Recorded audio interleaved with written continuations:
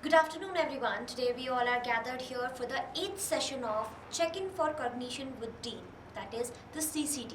CCD is an initiative by the DME Media School where every week one or two topics of contemporary issues are discussed by the Dean with the faculty members. For today's session, I would like to welcome Professor Dr. Amrish Saxena, Dean DME Media School, Professor Dr. Sushmita Bala, Head DME Media School, and all the faculty members.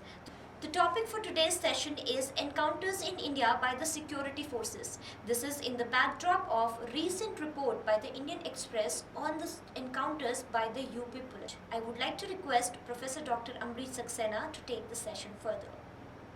Okay, so encounters is a very debatable thing, and not only in UP is in news these days, but it is something which has been happening for the last 75 years, rather 78 years since the time India got independence.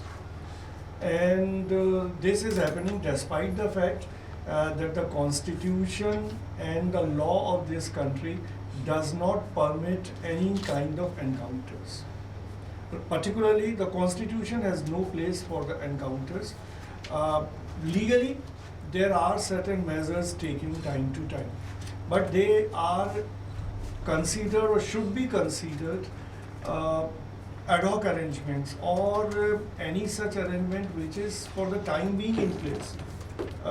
So that the volatile situation in any part of the country or any violent situation in any part of the country can be contained. But that can be a temporary measure, cannot be a permanent thing. And primarily, as I said, I repeat that constitutionally it is not possible. So firstly, I will deal with what does it mean that constitutionally it is not possible. Constitution has has prescribed for three organs of the state: legislature, executive, and judiciary. And in executive, the civil administration, the police administration, how all this will operate is defined. The police powers are defined, and police can exercise its powers as per constitution, as per law, which means that whatever action police is supposed to take or is empowered to take can be there as per the criminal law of the country. So when I say as per criminal law, this means there are provisions related to registration of FIR, there are provisions related to investigation, there are provisions related to prosecution, there are provisions related to trial of a court in a criminal case, and then obviously the appellate jurisdiction of High Court and the Supreme Court. Everything is given. This means police can register an FIR, can arrest a person, can file a charge sheet, and after framing of the charges, and after framing of charges, the trial can take place in the court, right? So everything is prescribed. Now, as far as the arrest is concerned, because that's an important area, arrests are normally done as per the criminal law after a warrant is issued, and the police has to follow the set procedures while arresting a person. This means warrant has to be there.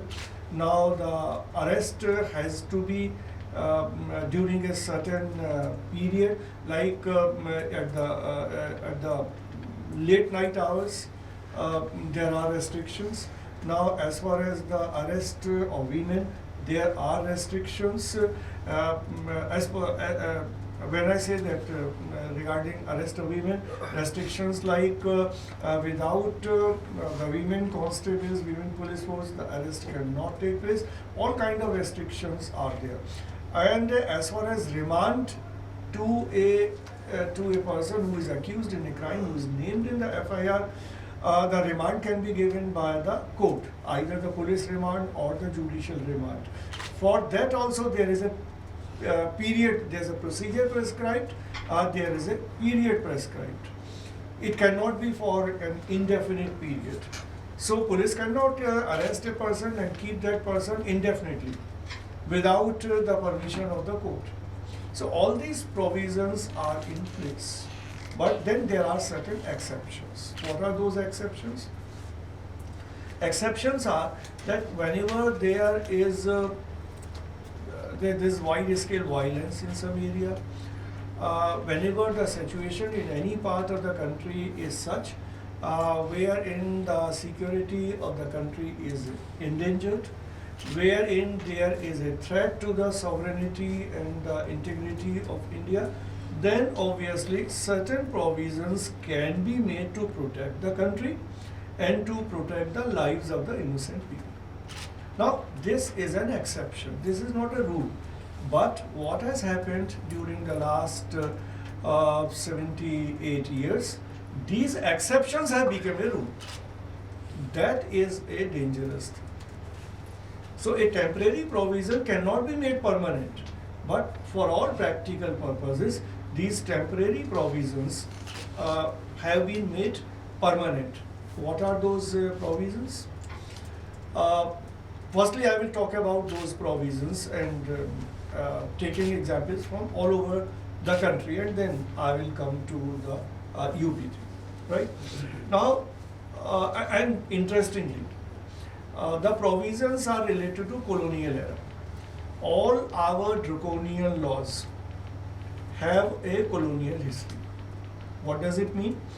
This means that British government in India brought several such laws which they had to bring to ensure continuation of their power in India, or to use repressive measures against Indians, because that was a foreign government and they wanted to keep India under control.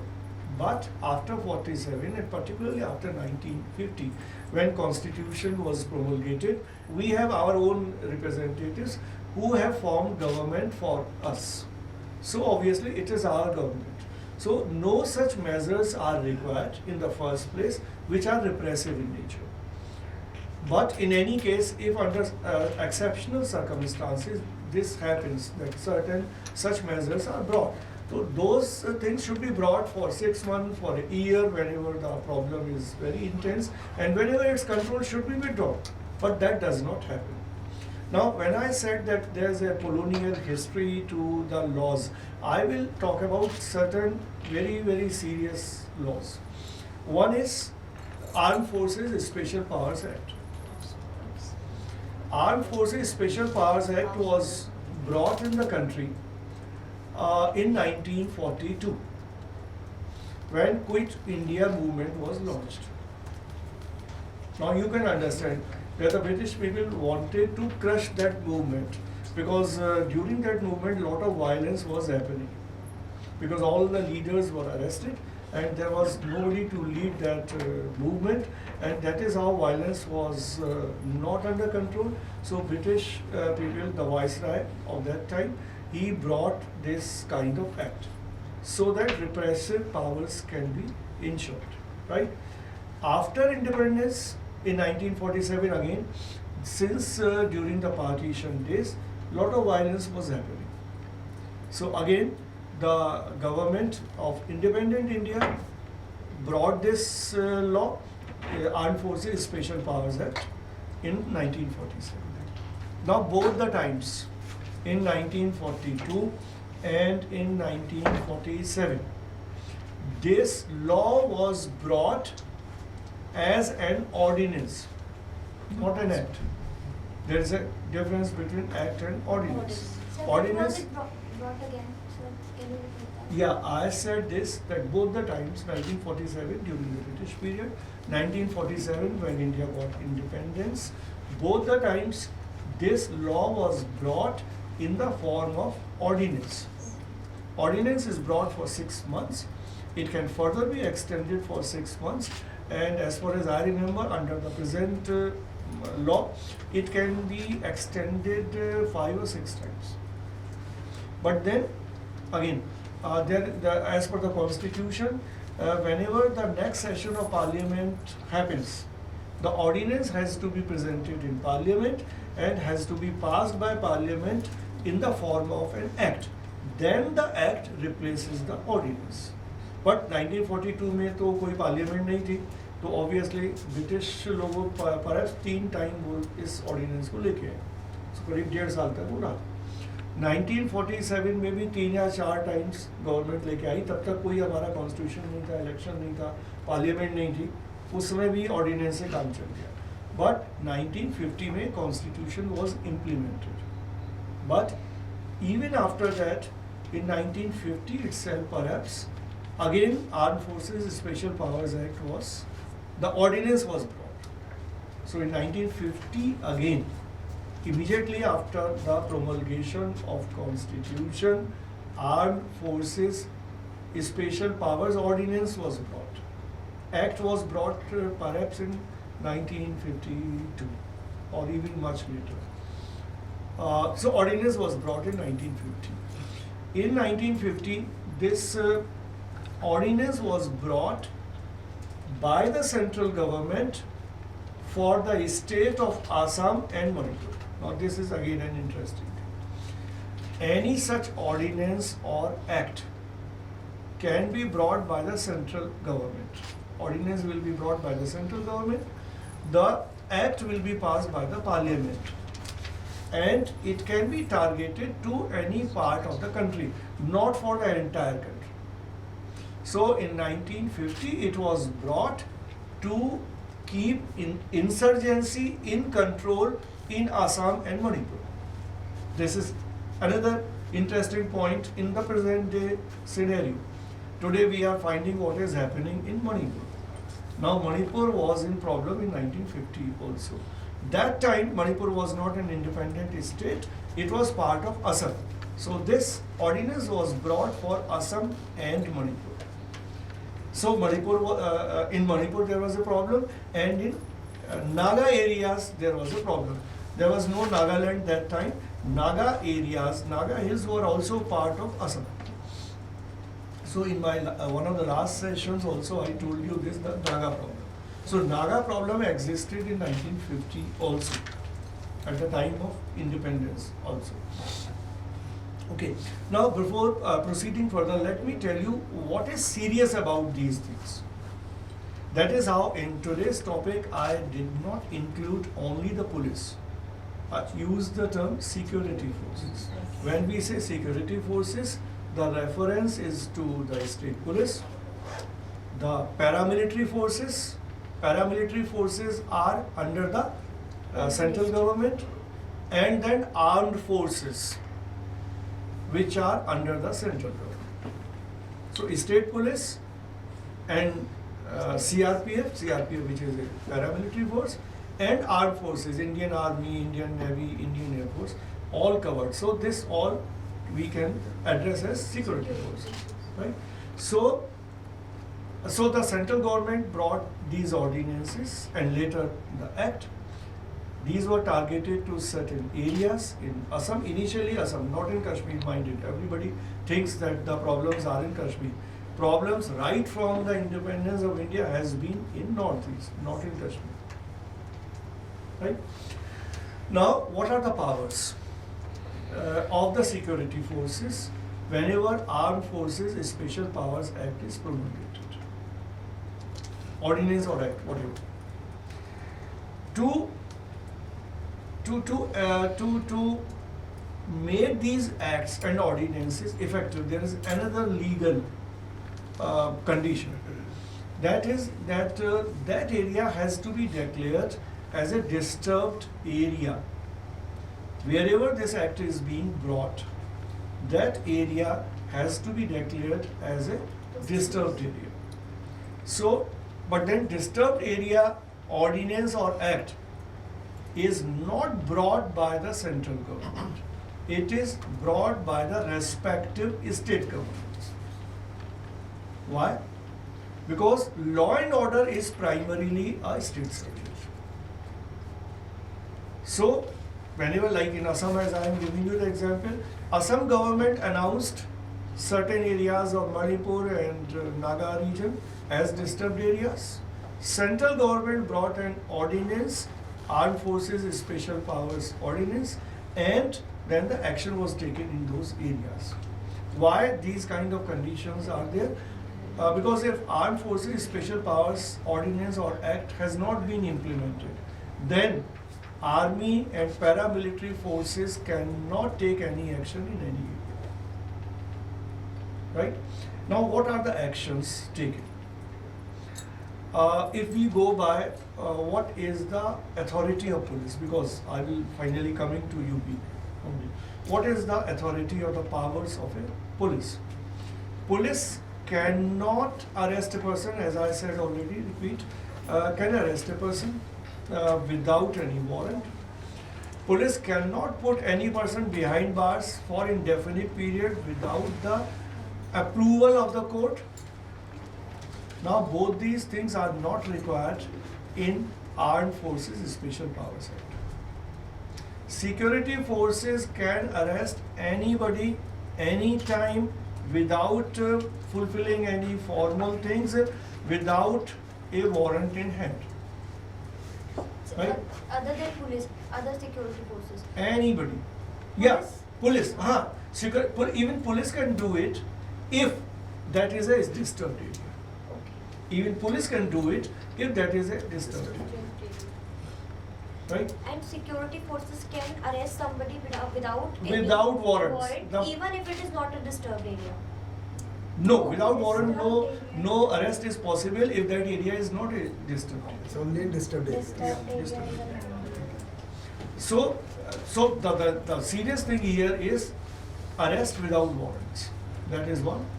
Two, anybody can be arrested merely on suspicion. It's not that arrest is taking place of a person against whom an FIR is registered. Anybody can be registered anytime by any member of the security force without warrant, without any FIR, without any charge. So merely on suspicion, anybody can be beaten. So which is very serious, anybody can be arrested. And then the arrested person is not required to present before the court. So easily you pick up a person and do whatever you want, and the law is protecting you, protecting the security forces. Right? Not only this, during the arrest, any amount of force can be used. Only in the disturbed area. In the disturbed area. And then obviously disturbed area is the first condition, and then this Armed Forces Special Powers. This means दरवाजा तोड़ देंगे, ताला तोड़ देंगे, मारेंगे, पीटेंगे, उठा ले जाएंगे. कहीं कोई वारंट नहीं, किसी के कोर्ट के सामने पेश नहीं करना, किसी की परमिशन नहीं. An example right now in any state or place. हाँ, नॉर्थ ईस्ट में है, मणिपुर में है. मणिपुर में अभी हो रहा है. मणिपुर के बारे में तो रिपोर्ट पढ़ लेना. I will recommend everybody to read. Manipur is the worst state for the last 70 years. अभी आज की बात नहीं है. Worst state for the last 70 years as far as encounter killings are concerned. Encounter killings by security forces, not only by police included. And this is a record which always has been presented in certain petitions to the Supreme Court. Supreme Court has done a lot of hearing of such cases. I don't remember exactly the statistics right now, but there are hundreds of cases of these encounters which are in the record of the Supreme Court. Petitions were filed before the Supreme Court, and the Supreme Court has given a lot of directions in this regard. Manipur mein to at one time of insurgency, the situation was such, police किसी भी लड़के को उठा के कभी भी, and then again powers are such under these laws कि आप 12 साल के लड़के को उठा के पकड़ सकते हैं, 15 साल के भी. वहाँ कोई ये माइनर वाला कोई प्रोविजन लागू नहीं. anybody can be beaten. And then the most serious aspect of this, anybody can be killed anytime. Anybody can be killed anytime. Same thing happened in 71 Kolkata Naxal. कोई कानून नहीं चाहिए. पुलिस को लगा कि ये सस्पिशियस है, कुछ गड़बड़ कर रहा है, इमीडिएट गोली मारेंगे, कोई accountability. Sir, a disturbed area कैसे डिफाइन होता है कि कौन सा स्टेट डिस्टर्ब होगा? वायलेंस के बेसिस पे scale of violence is such कौन सा इसे state government state government state government. But then obviously both state and central government has to be in tandem, because finally Armed Forces Special Powers Act centrally matter. And it is limited to some time foundation also, sir, like for 4 years. Or normally any act which is made, no time is prescribed. ये law की बहुत important बात है. नहीं sir, उसमें नहीं, लेकिन जैसे कि बहुत टाइम से कहीं कुछ चल रहा है उसको हम करेंगे या कोई जगह जैसे चलो मैं बहुत इंटरेस्टिंग एग्जांपल दे देता हूँ. 1983 में armed forces special powers act and this disturb area act was brought in Punjab due to Khalistan movement. Khalistan movement खत्म हो गया, एक्ट रिमेन्ड. इंडिया में बड़ा इंटरेस्टिंग है, एक्ट चलता रहता है, किसी को पता ही नहीं होता एक्ट में. उसका फायदा क्या है? पुलिस को जब यूज करना कर ले. और जनता हमारे यहाँ इतनी सोई हुई है नॉर्मली इंडिया में, उनको पता भी नहीं होता, उनको चिंता भी नहीं होती. ठीक है, चल रहा है. तो 83 में जो लॉ लेके आए थे armed force special powers act Punjab के लिए, वो चलता रहा. 97 में खत्म किया उन्होंने. अच्छा 97 में पंजाब में तो खत्म कर दिया, चंडीगढ़ में खत्म करना भूल गए. ये लीगल सिस्टम आपको समझिए ये कैसे चलता है हमारा देश. हम लोग तो चूंकि बॉर्डर नहीं रहते, कुछ भी होता रहे कोई मतलब नहीं, कोई नृत्य हो हमें कहानी वाला कॉन्सेप्ट है. कोई भी राजा हो जाए हमें क्या करना है, जब तक हम नहीं पकड़े जा, हम नहीं मारे जा रहे हैं, सब ठीक है. तो 97 में खत्म किया उसको और चंडीगढ़ भूल गए. फिर किसी ने पॉइंट आउट किया, कोर्ट किया कि भाई ये चंडीगढ़ डिस्टर्ब एरिया क्यों है, armed force special power act यहाँ क्यों लागू है. तो 2008 में उसको हाई कोर्ट के एक ऑर्डर से खत्म किया गया. तो ऐसे चलता है लॉ हमारे देश में. ठीक है, तो जरूरत के मुताबिक लाओ तब भी ठीक है. वही मैंने इनिशियली कहा था कि 6 महीने के लिए ले आओ, साल भर के लिए, बट इंडेफिनिट चलता रहता है. नॉर्थ ईस्ट में तो डिकेड से चल रहा है, खत्म ही नहीं करते. उसमें ये जब जरूरत होती है किसी को भी पकड़ के मार दो. तो सिक्योरिटी फोर्सेस के हाथ में वो पावर्स आया. ठीक है. इन कश्मीर अभी वहाँ से अफस्पा नहीं हटा. कश्मीर में बहुत बाद में है. कश्मीर में armed forces special powers act लागू हुआ 1990 में, जब इंसर्जेंसी पीक पे आई, जब कश्मीरी पंडितों को वहां से भागना पड़ा. 1990 में लगा. सर क्वेश्चन था सर, लॉ 2 टर्म यूज करती है. One is called terrorism and second is called militancy. दोनों में फर्क क्या है? First is terrorism and second is militancy. दोनों में कुछ फर्क है क्या या सेम चीज है? लीगल पॉइंट्स है sir. Militancy is a journalistic term. ठीक है, इट्स नॉट डिफाइंड. मिलिटेंसी का जो अगर लिटरल मीनिंग देखेंगे तो वो मिलिट्री से जुड़ा हुआ है. तो इसलिए आम आदमी तो कोई मिलिटेंट होगा नहीं. तो it's a journalistic term. Terrorism is a term defined in criminal law, or we can say used in the crime scenario. But terrorism, the definition of terrorism is not universally defined. हर देश अपनी अपनी definition बना लेता है. Several attempts have been made in the United Nations to have a permanent definition of terrorist or terrorism. But वहाँ सारे UN में लड़ाई होती रहती है, सारे देश में हर देश अपनी डेफिनेशन ले आता है और कोई फाइनली कंसेंसस नहीं आज तक हो पाया कि टेररिस्ट को या टेररिज्म को हम कैसे डिफाइन करें. हर देश की अपनी डेफिनेशन है, इंडिया की अपनी डेफिनेशन है, पाकिस्तान की अपनी डेफिनेशन है. तो UN के लेवल पे देयर इज नो एग्रीमेंट कि टेररिस्ट कौन.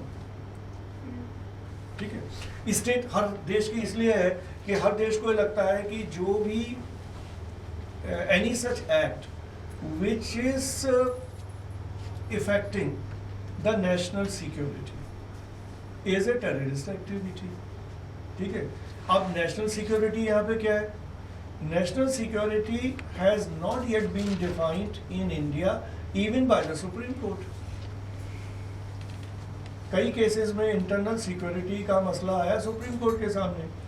उसने सरकार से पूछा सरकार ने अपनी डेफिनेशन बताई कि इंटरनल सिक्योरिटी ये है, सुप्रीम कोर्ट ने कहा नहीं, this is not internal security. Suppose एक आदमी ने एक भाषण दिया, उसको सेडिशन में अंदर कर दिया, वो कोर्ट में गया, सरकार इमीडिएटली स्लैप कर देती कि ये तो नेशनल सिक्योरिटी के लिए थ्रेट है। तो कोर्ट कहता है कि इसके भाषण से कैसे नेशनल सिक्योरिटी के लिए थ्रेट है, बट गवर्नमेंट इंसिस्ट करते हैं कि नहीं ये तो थ्रेट है नेशनल सिक्योरिटी के लिए।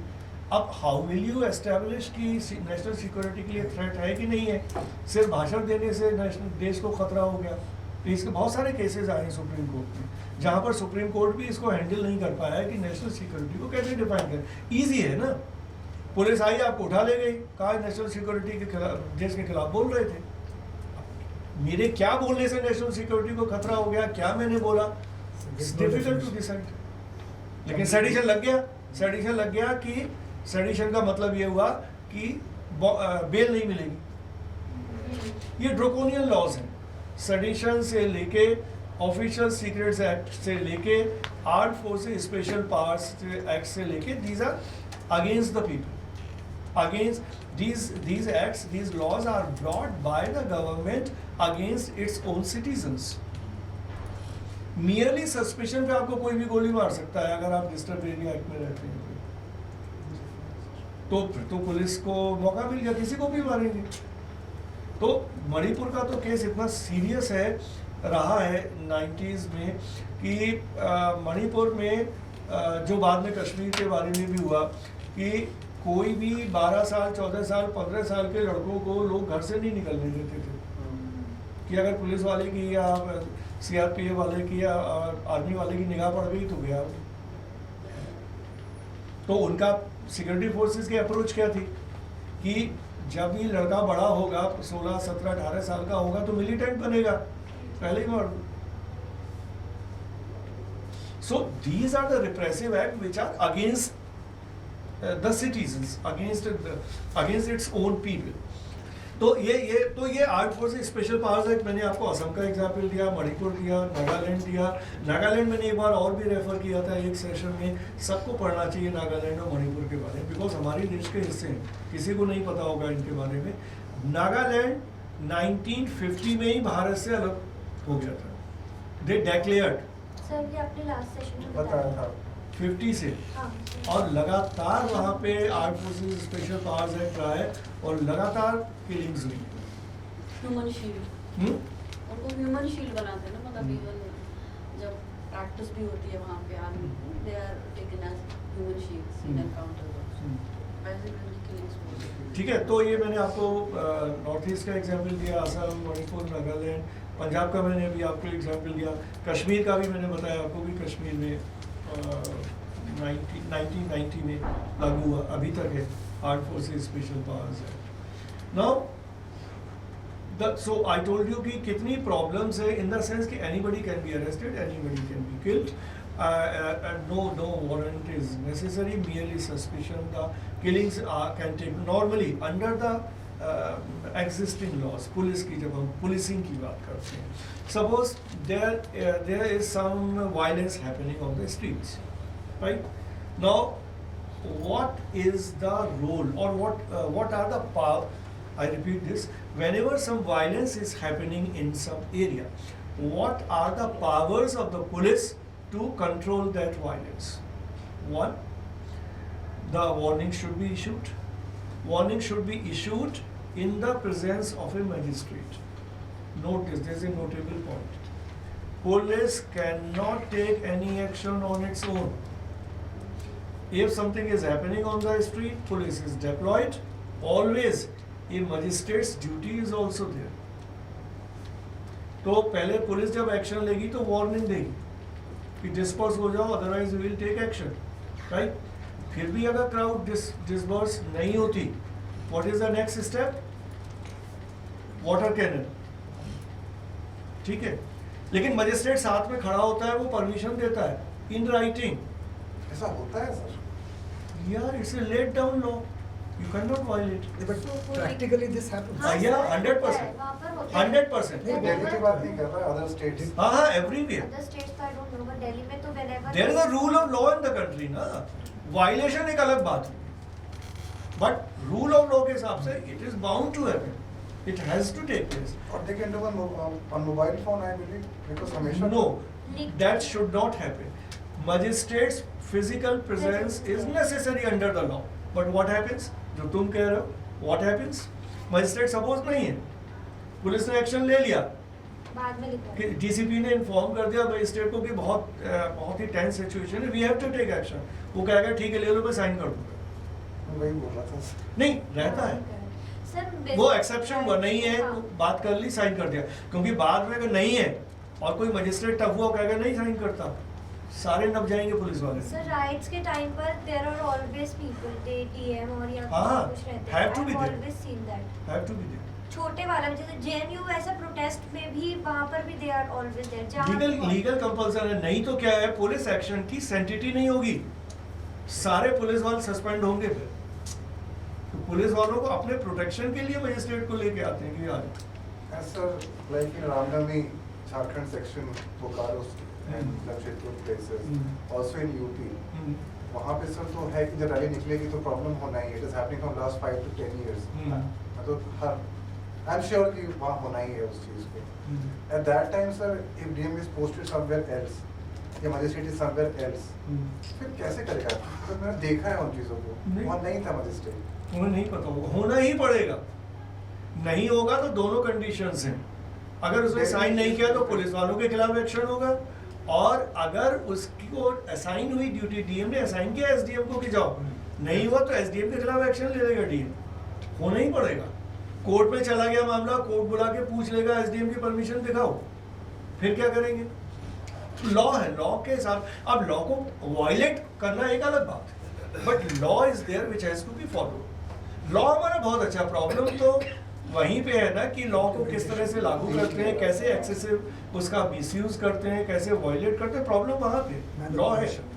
ठीक है. नाउ कमिंग बैक, सो अगर उसके बाद वाटर कैनन चलाया, फिर भी अगर कंडीशन नहीं, सिचुएशन कंट्रोल में नहीं आई, फिर क्या करेंगे? Water cannon. Water cannons के बाद. उसके बाद क्या करेंगे? उसके बाद लाठी चार्ज. हाँ.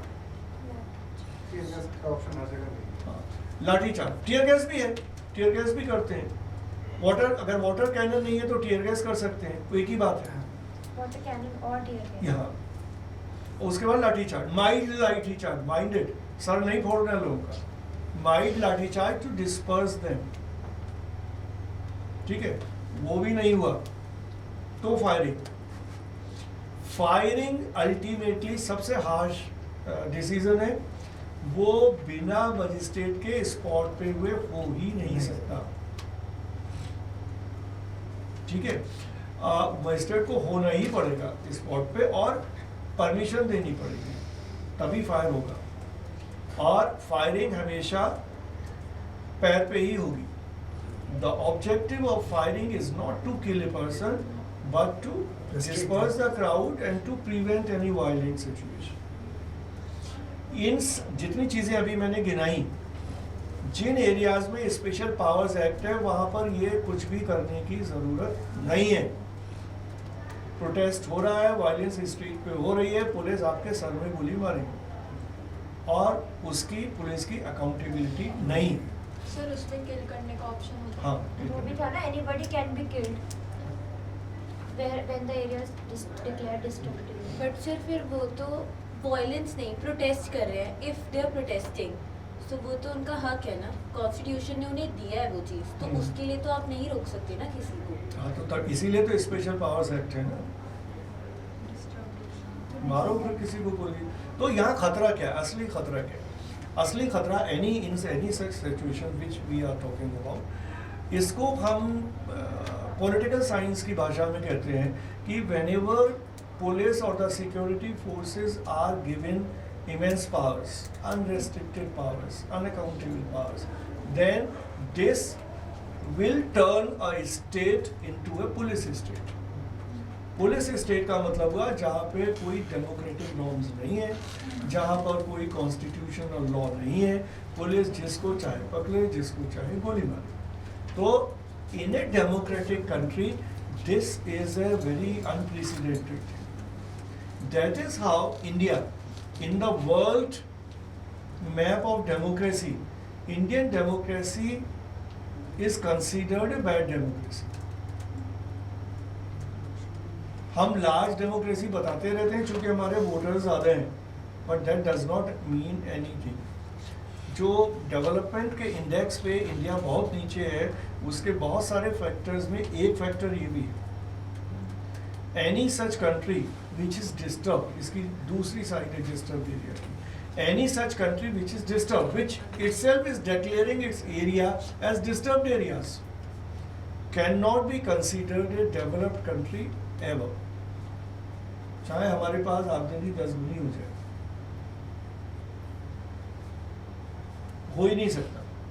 तो जो यार्डस्टिक है डेवलपमेंट की, उसमें सोशल हार्मनी, पीस, ये इम्पोर्टेंट डिटर्मिनेंट है. तो आपकी पैसा कितना भी आ जाए देश में, अगर ये एनकाउंटर्स हो रहे हैं, अगर किलिंग्स हो रही हैं, अगर arm forces special power act लागू है, बहुत सारे एरियाज डिस्टर्ब्ड एरियाज गवर्नमेंट ने डिक्लेयर किए हुए हैं, such a country can never get a respect in the international community as a democratic country और एज ए डेवलप्ड कंट्री. ठीक है. तो अब पुलिस पर भी आते हैं, जो यूपी के कॉन्टेक्स्ट में हमने बात की, लेकिन मैंने कहा इसको थोड़ा सा ब्रॉड बेस्ड कर दें पूरे डिस्कशन को. पुलिस के पास किलिंग्स की कोई पावर नहीं. पुलिस के हाथ कानून से पूरी तरह बंधे हुए.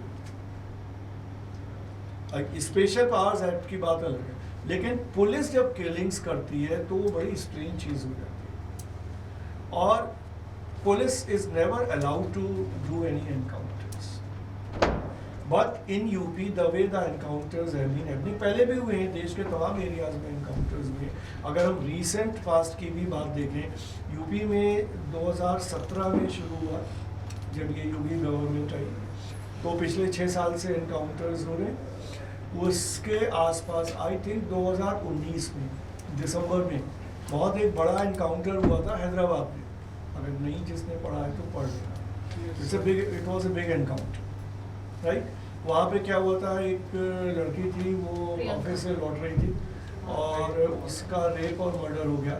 तो उसके बॉडी को जला दिया था सर. तो उसके बाद there was lot of people's protest on that issue, और पुलिस कुछ कर नहीं पा रही थी because of its inaction. To pacify the people, they picked up a few boys and killed them in an encounter and showed it कि जो culprits थे उनको मार दिया. सर एक और ऐसा यहाँ पे हुआ था भोपाल में भी बहुत पहले, कि वो उन्होंने जेल से वो बाहर निकाल दिया गया और पीछे से 10 लोगों को मार दिया. और फिर उस पे ये हुआ था कि पीछे से सर गुजरात का बहुत पहले हुआ. सर फेक एनकाउंटर और एनकाउंटर्स में जो डिफरेंस है सर, कोई डिफरेंस नहीं. Encounters are always fake.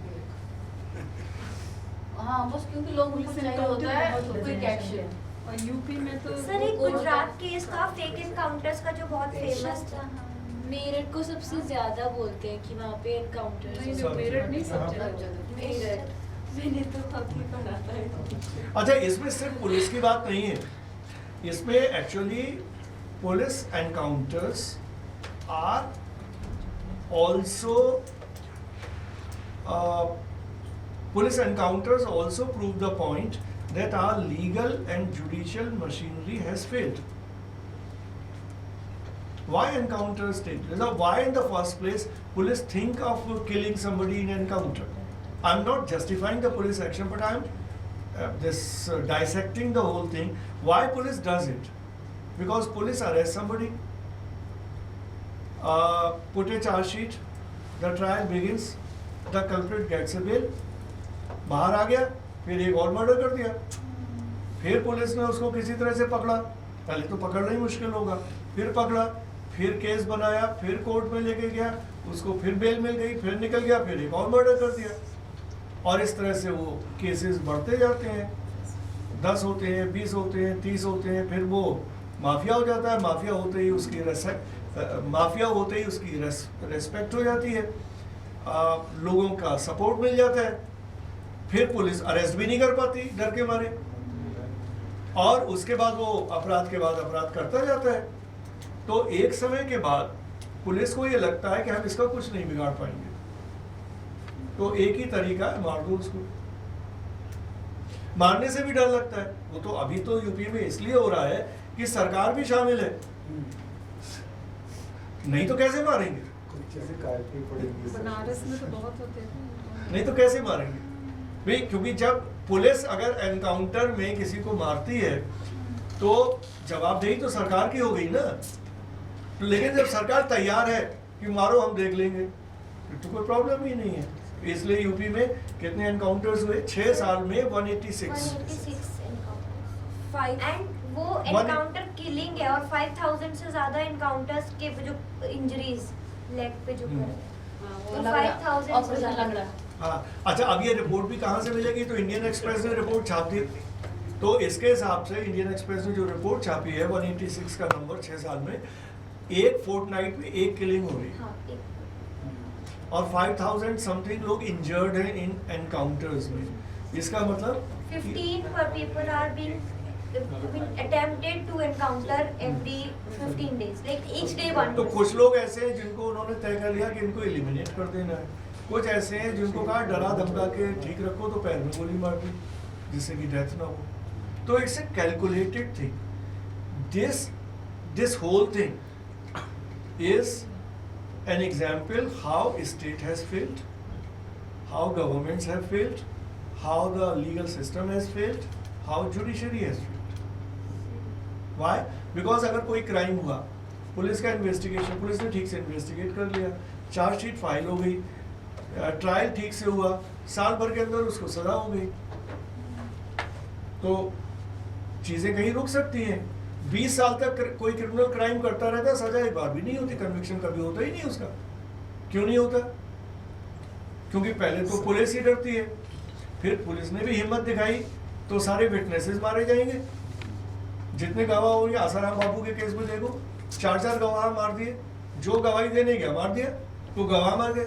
तो अब हमारा सारा न्याय गवाहों पे टिका है, गवाह मर गए।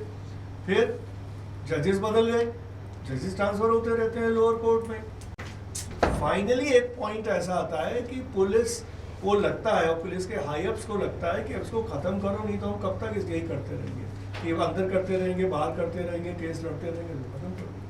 तो एक इजी वे आउट मिल जाता है पुलिस को। रिकॉर्ड में ले सकते हैं कि वाई पुलिस कंडक्ट हाँ, करती है इसीलिए। तो जब पुलिस करती है यहाँ तक तो समझ में आ गया, ये अनुपम परेशान है, सरकार कर रही है वहाँ problem. I started writing about fake encounters, तो 2 बस स्टोरी मैंने लिखी थी, फिर पुलिस ने बहुत मेरे को प्रेशर डाला, फिर भी मैंने एक और लिखी, फिर उन्होंने लिखने नहीं दी। फिर वो एसएसपी ने भी मीटिंग के लिए बुला लिया, एसपी सिटी ने भी बुला लिया, और बहुत समझाया क्यों लिख रहे हैं आप। तो मैंने कहा आप एनकाउंटर क्यों कर रहे हैं? तो कह रहा आप नहीं करेंगे तो आपको तो पता है हम कंट्रोल ही नहीं कर पाएंगे। तो मैंने कहा आप अपना काम करिए, हम अपना काम कर रहे हैं, आप एनकाउंटर करिए, हम स्टोरी लिखते हैं। एनकाउंटर होता था, मैंने सीरीज शुरू की थी, where every morning starts with an encounter. Sir आपने बताया था लाइव एनकाउंटर। एक बार तो पुलिस कर रही थी, एनकाउंटर में पहुंच गया बाई चांस। मैं कहीं से निकल रहा था, वायरलेस पे चल रहा था, जो पीसीआर होती है, मैंने वायरलेस पे सुन लिया कि यहाँ पहुंचो, फोर्स को आ रहा था पुलिस एनकाउंटर। मैं मोटरसाइकिल उठाई, 10 मिनट में पहुंच गया। वो तब तक प्लांट कर रहे थे सारा, तो मार दिया था। सर आपने बताया था हाथ पैर जोड़ रहे थे खराब के। फिर मार तो दिया था उन्होंने, और उसके बाद वही लहरतारा में इधर डेजर्ट एरिया में ले जाकर उनके हाथ में बंदूक रख रहे थे। वो हमेशा उसके बाद सीन बनता है, तो एक कट्टा उसके राइट हैंड में उन्होंने रखा, अंगूठे में फंसा के, एक इस हाथ में कट्टा फंसा के रखा, और जो खाली कारतूस थे वो पूरी फील्ड में फैला दिए। इतने फायरिंग हुए। हाँ, फिर सबको इन्फॉर्म किया, देखो दोनों हाथ से कट्टा चला रहा था और इतने फायर किया, ये सब कारतूस पड़े हुए। अभी तो आपको केस बनाना पड़ेगा, पूरा केस बनाते, जितना फिल्म में दिखाते हैं वो बिल्कुल रियल है। हाँ सही बात है। कि जीप से उतारा कि भाग जाओ, छोड़ देते हैं, चलो अब मत करना, जैसे ही भागा पीछे से गोली मार दी। ये बिल्कुल रियल एनकाउंटर ऐसे ही होता है, और उसको क्रिमिनल को भी पता होता है मुझे मारेंगे, वो कुछ कर नहीं पाता, हेल्पलेस होता है। जैसे अतीक का ही था, अतीक को तो जब ला रहे थे तभी मारने का था। हाँ, लेकिन मीडिया इतना मीडिया follow- साथ फॉलो कर रहा था तो मीडिया ने हिम्मत नहीं space ही पड़ी दिया ना। हाँ, तो पूरे हिम्मत नहीं टाइम पड़ी। फॉलो करा, एक एक सेकंड का अपडेट, यहाँ पहुंचा, यहाँ पहुंचा, यहाँ पहुंचा। Because of- मीडिया ने- बिकॉज मीडिया को भी डाउट था कि इनकाउंटर करेंगे। लास्ट केस था ना, नहीं, लेकिन मीडिया कुछ नहीं कर सकता। हाँ? गाड़ी भी पलटी। मीडिया कुछ नहीं कर सकता। विकास दुबे का जैसे किया, हाँ, विकास दुबे के केस में पता था, सबको पता था कि ये मारा जाएगा जब वहां से यहाँ तक लाएंगे, तो फिर भी मार दिया सर उन्होंने। उतना तो मीडिया को भी बोल देते हैं मत जाइए, इससे आगे वो नहीं जाते, और जब करना है तो वो बोल देंगे कि आप चले जाइए, यहाँ से आगे मत जाइए, नहीं जाते हैं फिर वो तो सर मीडिया से भी सबसे सेटिंग होती है सर। हाँ, सेटिंग नहीं, एक नॉर्मल है जैसे होता है, जैसे एक बार मतलब इन्फॉर्म कर देते हैं आपकी, इससे आगे आप कवर नहीं करोगे, रोक दिया किसी और। नहीं, नहीं। पुलिस की सर बैरिकेडिंग लग जाती है, चेकिंग लगाती है कि पीछे रह जाएगी मीडिया की फैन, वो आगे निकल जाएंगे, इतनी देर में काम नहीं करते। दोनों तरह से करते हैं, पर्सनल वो लेवल पे भी बोल देते हैं कि बताओ, अभी उसको जर्नलिस्ट को ही पता लग जाता है क्या होना है, लेकिन वो क्या करेगा, वो वहाँ कुछ नहीं कर सकता, लिख ही तो सकता है बाद में, और क्या करेगा। और वहाँ जाने का मतलब फिर अपनी लाइफ को रिस्क में डालना है। मैं तो जब करता था रिपोर्टिंग, तो वो पुलिस एक्शन जब भी होता था, तो वो जो एक आध वो सब थे डीएसपी वगैरह, वो मुझे साथ रखते थे कि हमारे साथ रहिए।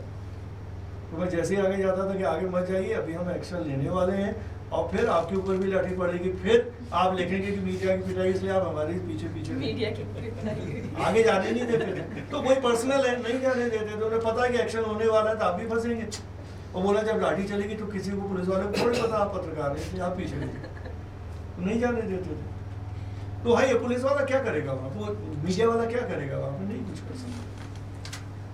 ठीक है, but then this is completely wrong. ये अभी सुप्रीम कोर्ट में भी पिटिशंस गई हैं यूपी के पुलिस एनकाउंटर्स को लेके अभी, लेकिन कोई है, सुप्रीम कोर्ट भी अभी ढीला ढाला है, कुछ किया नहीं है। बट हाँ, supreme court has said this very clearly, loud and clear, not only recently, हमेशा कहा है कि this is a wrong way of doing the things, so this killings can not B, because it's like a murder, it's like a murder. तो जिस तरह से ए ने B का मर्डर किया, तो सी की जिम्मेदारी क्या है, ए ने बी का मर्डर किया तो स्टेट की जिम्मेदारी है बी के साथ खड़ा होने की और बी को न्याय दिलवाने की। लेकिन ए ने बी का मर्डर किया, स्टेट ने ए का मर्डर कर दिया, तो here state appears as a mafia, as a gang. Sir पर आपने बोला police has no right for killings, तो how can we give that? यही तो कह रहा हूं, तो पुलिस तो एक माफिया की तरह ही एक्शन ले रही है। पर ये- इस कॉन्स्टिट्यूशन में मेंशन है, नहीं, कैसे मेंशन होगा? लूपहोल है। तो फिर उनके प्रति कुछ केस भी नहीं होता बिकॉज़ सेंट्रल केस गवर्नमेंट होता नहीं, कौन एक्शन लेगा? जुडिशरी लेगी एक्शन, और तो कोई एक्शन ले नहीं सकता। तो अगर जुडिशरी भी एक्शन नहीं ले रही है तो ठीक है, चलेगा, क्योंकि एग्जीक्यूटिव के पास इमेंस पावर्स होती है हमारे पूरे सिस्टम में। इस पर भी मैं पहले भी बात की, कभी अलग से भी बात करूँगा। हमारा जो पूरा डेमोक्रेटिक सिस्टम है, ये it has practically given too much powers to executive, तो बैलेंस नहीं है। जो लेजिस्लेचर, एग्जीक्यूटिव और जुडिशरी का बैलेंस होना चाहिए, वो बैलेंस नहीं है। उसकी वजह से एग्जीक्यूटिव के पास बहुत ज़्यादा पावर्स, और जब भी ज़्यादा पावर्स होंगी, मैकियावेली के सिद्धांत के अनुसार, Machiavelli was a very renowned political scientist, जब बहुत ज़्यादा पावर्स होंगी उनका मिसयूज होना तय।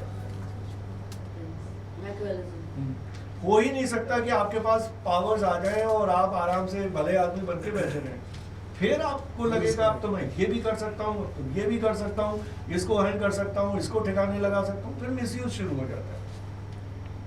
तो जिन भी सरकारों के पास पुरानी और आज की बहुत पावर्स हैं, वो फिर मिसयूज करते हैं। तो ये बहुत खतरनाक है। कल को कोई और आएगा, वो ऐसे औरों को मारने लगेगा। तो ये डेमोक्रेसी में सब एक दूसरे को मारने लगेंगे, तो फिर तो ना डेमोक्रेसी की जरूरत है, ना कॉन्स्टिट्यूशन की जरूरत। सब मारो, जिसके हाथ में पिस्टल है दूसरे गोली मारो।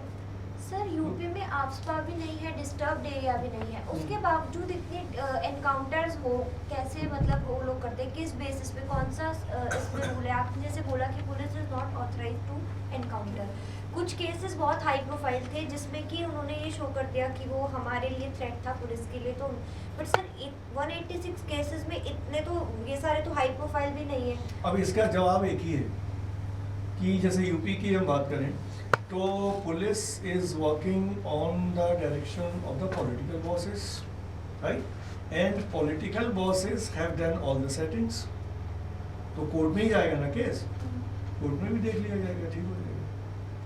What will you do? Sir but किस That बेसिस means पे these are all pre-decided. Yeah. Court में Space, सर space, क्या space को कोर्ट में किस बेसिस पर उसे जस्टिफाई किया जाएगा? कुछ नहीं, केस चलता रहेगा, कभी डिसाइड ही नहीं होगा। क्या दिक्कत है? 50 साल डेट्स पे डेट्स चलता जाएगा 25 साल केस, पुलिस वाले सारे रिटायर हो जाएंगे, पॉलिटिकल पावर बदल जाएगी, काम नहीं, करने। केसेस तो यही होते हैं कि पुलिस वाले रिटायर हो जाते हैं और केस चल रहा होता है। अच्छा ना भी हो, चलो मैं और एग्जाम्पल देता हूँ, मैं तो एक से एक एग्जाम्पल आपको दे सकता हूँ। मलियाना का देख लो कांड, सारा पढ़ लेना, सब मिल जाएगा, अभी पढ़ लो।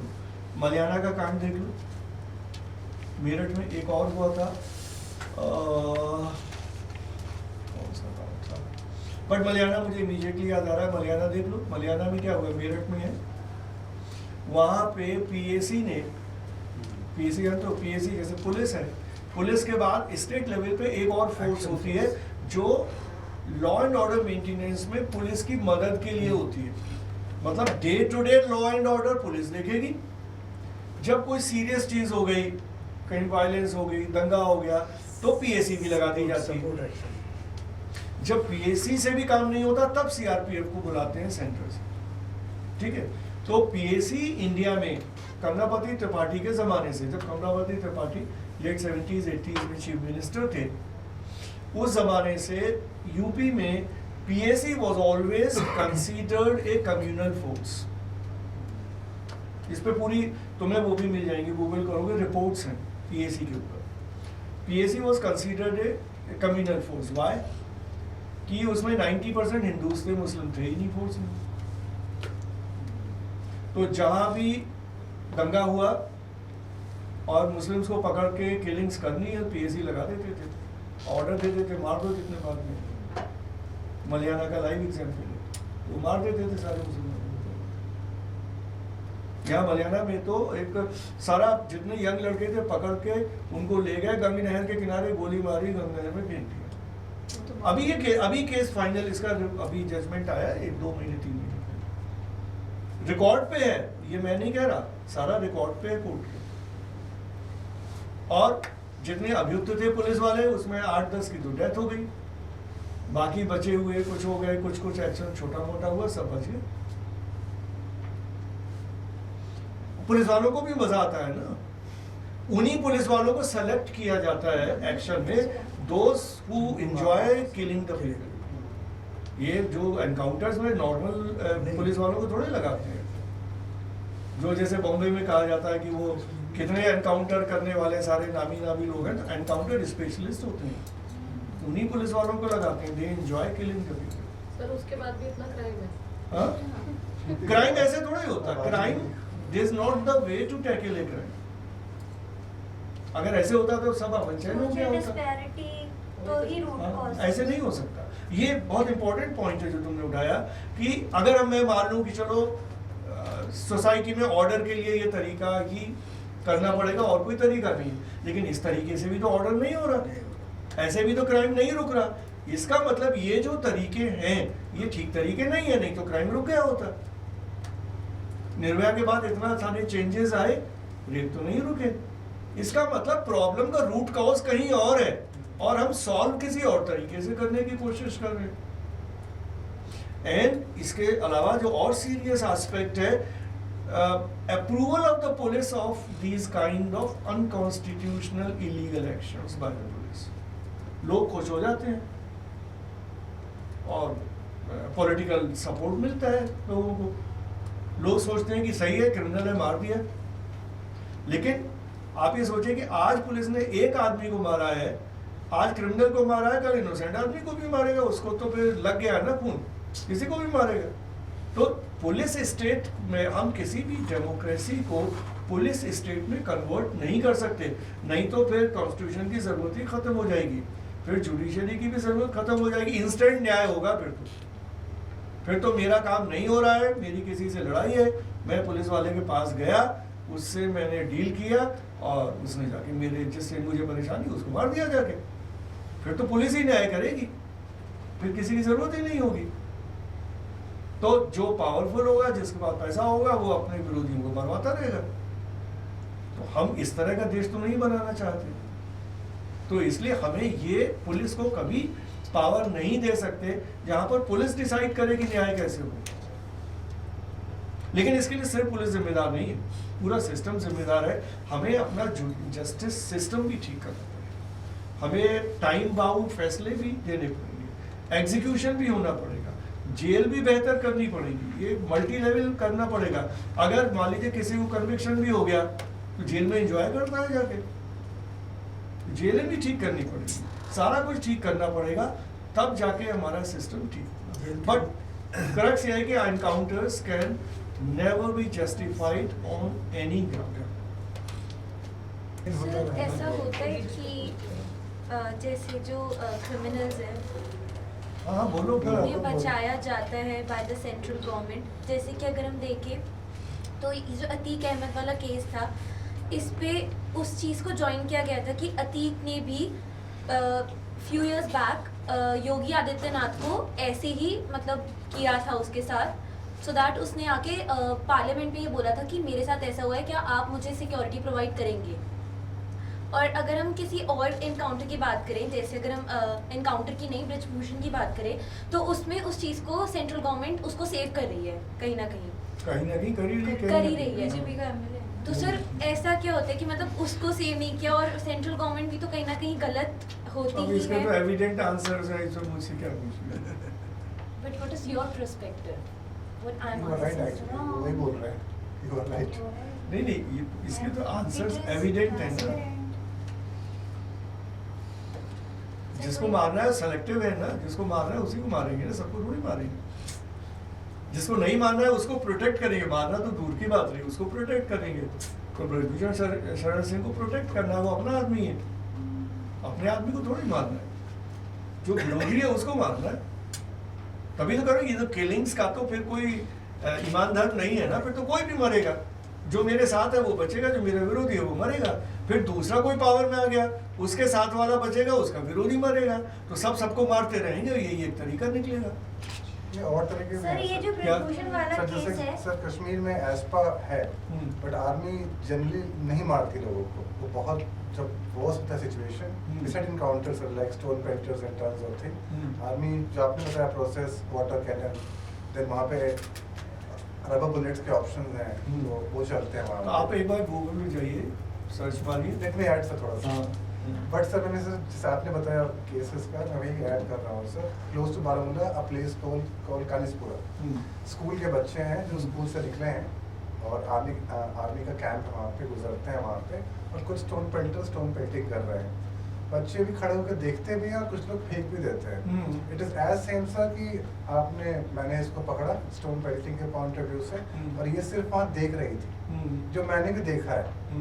बट मैंने इनकी नाम रजिस्टर पे एंट्री कर दी स्टोन पेल्टर के लिस्ट में, इनके पापा और एवरीथिंग। नाउ इसकी जिंदगी बर्बाद कर दी मैंने 1 मिनट में, क्योंकि इसका नाम स्टोन पेल्टर के लिस्ट में आ गया, जॉब्स नहीं मिलनी, काफी चीजें इसको नहीं मिलनी। सेम थिंग सर, उस नाम को हटवाने के लिए मुझे अपनी जमीन बेचनी पड़ सकती है, और अगर केस चलता रहेगा सर तो कभी भी इसको पुलिस उठा के ले जाएगी। Sir this is other way of killing. हाँ, घुटा के मारना और एक ही बार मार देना। हाँ बिल्कुल सही, completely agree with, completely agree. अच्छा, तुमने एक नया डायमेंशन बताया, कंप्लीटली एक और डायमेंशन, वैसे बहुत चीज़ें, मैं एक और डायमेंशन बता देता हूँ। गुजरात में इन सर्टेन एरियाज, कुछ ऐसे एरियाज हैं जहाँ मुस्लिम लोकेलिटीज़ हैं, मुस्लिम डोमिनेशन है, कुछ एरियाज हैं जहाँ हिंदू डोमिनेशन है, कुछ मिक्स्ड एरियाज, ठीक। तो उन एरियाज़ में जो मिक्स एरियाज़ हैं, ये एक पूरा एक प्लान किया गया कि यहाँ से मुस्लिम्स को हटाया जाए, ठीक है। तो उसके लिए ये खतरनाक बात बता रहा हूँ, उसके लिए क्या किया गया कि उन एरियाज़ को, कुछ एरिया सेलेक्ट किए गए और उन एरिया को डिस्टर्ब एरिया घोषित कर दिया गुजरात सरकार ने, ठीक। उसके बाद पुलिस ने अपनी पावर्स इस्तेमाल की और उन लोगों को परेशान करना शुरू किया, फेक केसेस में फंसाना शुरू किया। उसके बाद फिर उनको अरेस्ट किया, फिर उनको कहा कि तुम छोड़ के चले जाओ। जो छोड़ के नहीं गए, जो कोर्ट में चले गए, कोर्ट से फैसला जिसकी सरकार उसके फेवर में ही आएगा, उसके फेवर में कर लिया। तो इस तरह से तमाम ऐसी लोकेलिटीज़ थी जहाँ से मुस्लिम्स को हटाना था उन एरिया से, वहाँ पर डिस्टर्ब एरिया एक्ट लगा के मुसलमानों से खाली करा दिया। तो ये भी एक तरीका है कि आप कैसे रिलीजियस ग्राउंड पे अपना अल्टीरियर मोटिव्स पूरा करने के लिए कानून का कैसे इस्तेमाल कर सकते हैं। सर पर मीडिया इसको रिपोर्ट नहीं कर सकता बिकॉज एग्जीक्यूटिव पर मीडिया की बहुत लिमिटेड पावर्स है। मीडिया कोई super power, it is the right word to say watch dog for the media. नहीं, वॉच डॉग का मतलब वैसी पावर्स नहीं है ना मीडिया के पास जैसे पुलिस के पास पावर्स है। इट्स जस्ट दैट कि मीडिया जो चीज वॉच डॉग तो उसे इसलिए कहा जाता है क्योंकि जो रॉन्ग डूइंग्स होती हैं उसको सामने वो सामने हाँ, तो और क्या करेगा भाई, इतना ही करेगा ना मीडिया। वो प्रेशर है उसके पास सामने नहीं ला पाता। नहीं, सामने तो लाता है। अभी यहीं पे जो इंडियन एक्सप्रेस की रिपोर्ट वही तो है। हाँ, इंडियन एक्सप्रेस लेके आया। नहीं, और देखो जैसे इसने कहा इंडियन आउटलुक की भी सर इससे पिछले साल भी आई थी आउटलुक की रिपोर्ट, उसमें भी बहुत हर है। साल ये लोग एनकाउंटर्स पे कोई ना कोई आरटीआई लगाकर निकाल लेता है। सर जैसे सेंट्रल गवर्नमेंट साथ दे रही एनकाउंटर्स का, ये मीडिया ऐसे पूरा नहीं, हाउ कैन वी से कि सेंट्रल गवर्नमेंट हम साथ प्रूव नहीं कर सकते। There's no evidence. How can we say? आप जब There's तक no direct और evidence. कहीं ना कहीं मीडिया को भी तो चलाने वाली सेंट्रल गवर्नमेंट ही है। अगर हम कहीं ना कहीं देखें तो वो उसको तो प्रूफ नहीं कर सकती ना।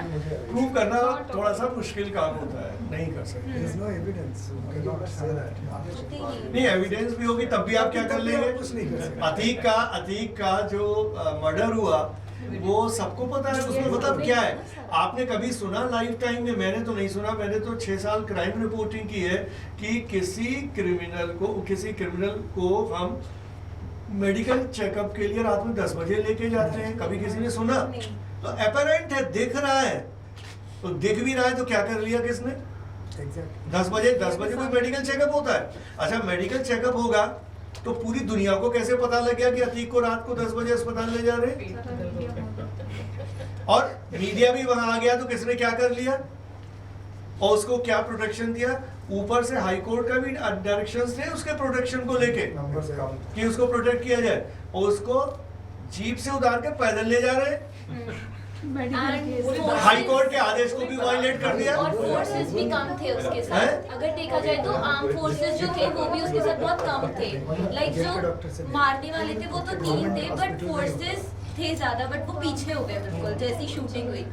तो इट्स जस्ट क्लियर कट कि वो प्लान बहुत Thank you so much, sir. Again, this session was again an interesting session on encounters, where we not just learned how encounters are being carried, but also under what circumstances does a police carry encounters. Also, we learned about the roles and responsibilities and powers of the police in a particular state. What are the disturbed areas? Also, some other related acts and provisions on encounter. Thank you so much, all the faculty members, for joining this session. In the next session, we will again come up with another topic.